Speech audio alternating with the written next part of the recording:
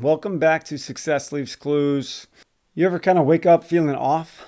Maybe a little doubt, maybe that confidence isn't there, maybe you're coming off of a recent failure, missed a chance, and you just don't have that pep in your step. It's not like that opening day feeling. So courage is calling. And I'm referring to here is a book by Ryan Holiday. It's about stoicism, and courage is calling. He's also written The Obstacle is the Way, and I'm a huge stoicism fan and Ryan Holiday fan, about just being calm and present, but being aware of oneself and being a leader and so on and so forth. But there are 4 quotes from this book that I wanted to share with you, and they're not necessarily from Ryan Holiday, but he references them, and I want to relate it to baseball or sport specifically for you to relate as well. And the first one is Martin Luther King once said, he said, "When we straighten our backs, we might be beaten, but we can't be ridden." And that line really hit me. And that's why I put it first here, is like, when we think about it, our body language, when we fail, we slouch, right? Our chin gets tucked. Hey, keep your head up. Or our shoulders don't go as back. Our posture isn't as strong. Our presence kind of diminishes a little bit. But when we stand up tall, then we have that response. And I remember Steph Curry last year missed a couple free throws in a row. Like, he missed 3 out of 4 free throws, which is like a 95% shooter. So that's way off. And there was a clip of him going to the dugout and talking to his shooting coach or the bench coach.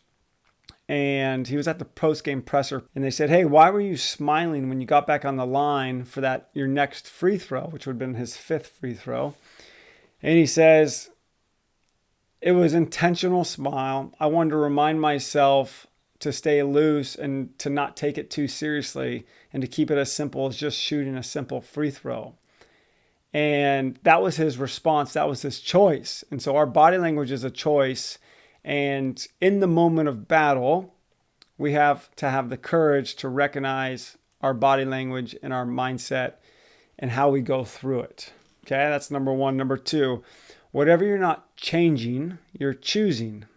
And one time I heard a coach also say something similar. It's like, if you're not teaching it, you're allowing it. And if we think about this, is like, okay, let's choose. What are our choices we're making? Is if we cheat a rep in the weight room, if we don't follow up on a conversation, we're choosing to make those. You have the choice. You're saying, should I do it now or should I do it later? That's a choice we have to make. Okay. And I've heard on David Senra, this podcast that breaks down books, he said it where I heard it. It's probably not the first person to say it. It was like, learning is not memorization. Learning is changing your behavior. So we have to change our actions and behavior to start doing things. Number 3, do what you're afraid of doing. This was what Ralph Waldo Emerson, and this one never gets old, and it reminds me of a quote that I heard 2015, I think it was. I was at Stanford, and I heard this guy, Les Brown. He said, "If you do the easy things in life, life will be hard. But if you do the hard things in life, life will be easy." And I kind of changed that a little bit, or adjusted it to sport and practice. If you practice the hard things, the game will be easy. If you practice the easy things, the game will be hard. And so we have to push past comfort, go be challenged wherever you're at. And the last one here is, be not afraid of greatness. And this might be my favorite line, but courage isn't the absence of fear. It's the action despite fear. Act as if it's impossible to fail. Have the courage to bounce back. Have the intensity and the mindset to say, I'm going to respond better. I'm going to go for it even though it's tough. And so here's our challenge is, if we want to be great, right? We want to be the top 1% or the top 5% to move on to play the next level, whatever it may be. Well, that means that we have to do the things that 99% of the people aren't willing to do. So if all things are equal between you and your coworker or your teammate or what are we doing different to separate ourselves moving forward?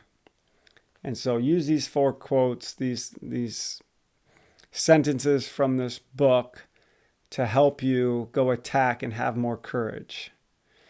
Hope this one helps. Talk to you next time.